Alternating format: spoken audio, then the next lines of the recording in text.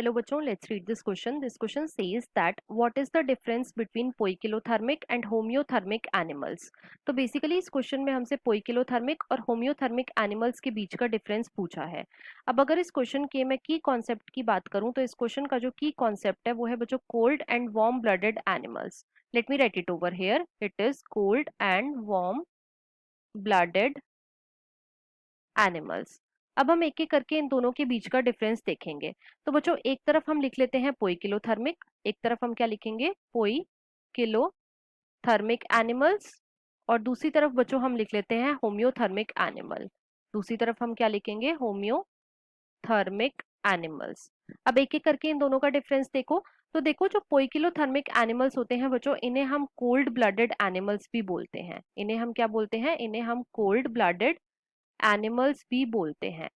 और जो होम्योथर्मिक होते हैं इन्हें हम क्या बोलते हैं? इन्हें हम बच्चों वार्म ब्लडेड एनिमल्स भी बोलते हैं, राइट। अब इन्हें हम कोल्ड ब्लडेड और वार्म ब्लडेड एनिमल्स क्यों बोलते हैं? तो देखो जो पोइकिलोथर्मिक एनिमल होते हैं बच्चों, इन्हें हम कोल्ड ब्लडेड इसलिए बोलते हैं क्योंकि इनकी जो बॉडी का टेम्परेचर होता है, बॉडी का जो टेम्परेचर होता है ये बच्चों कांस्टेंट नहीं रहता।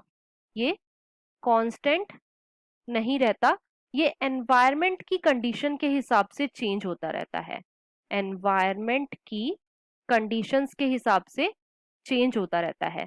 जैसे कि अगर विंटर्स आती हैं तो विंटर्स का टेम्परेचर कैसा होता है? तो बच्चों विंटर के अंदर टेम्परेचर जो है ये कम हो जाता है। तो जो कोल्ड ब्लडेड एनिमल्स होते हैं बच्चों, इनकी जो बॉडी का टेम्परेचर होता है ये विंटर में डाउन चला जाता है, मतलब कि कम हो जाता है। और जब समर आती हैं तो समर्स में जो टेम्परेचर होता है ये बढ़ जाता है।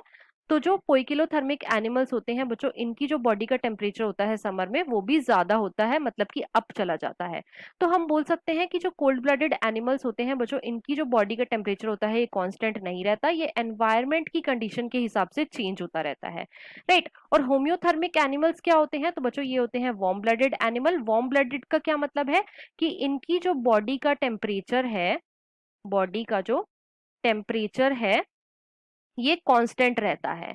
ये कैसा रहता है? ये कांस्टेंट रहता है, ये एनवायरनमेंट की कंडीशन के हिसाब से चेंज नहीं होता, राइट। अब देखो जो क्लास एम्फीबिया है, क्लास एम्फीबिया है, जो फिशेस होती हैं, और जो क्लास रेप्टीलिया है, क्लास रेप्टीलिया है, ये कैसे मेंबर्स हैं? तो ये बच्चों कोल्ड ब्लडेड एनिमल्स हैं, राइट। और जो क्लास एव्स है, एव्स को हम कॉमनली क्या बोलते हैं? इन्हें हम कॉमनली बोलते हैं बच्चों बर्ड्स। और जो क्लास मेमेलिया है, राइट, ये कैसे होते हैं? ये होते हैं बच्चों वार्म ब्लडेड, मतलब कि होम्योथर्मिक। तो ये पोइकिलोथर्मिक और होम्योथर्मिक में डिफरेंस है। अब क्वेश्चन में हमसे यही पूछा गया था। So this was all about this question. I hope you understood it well. Best of luck.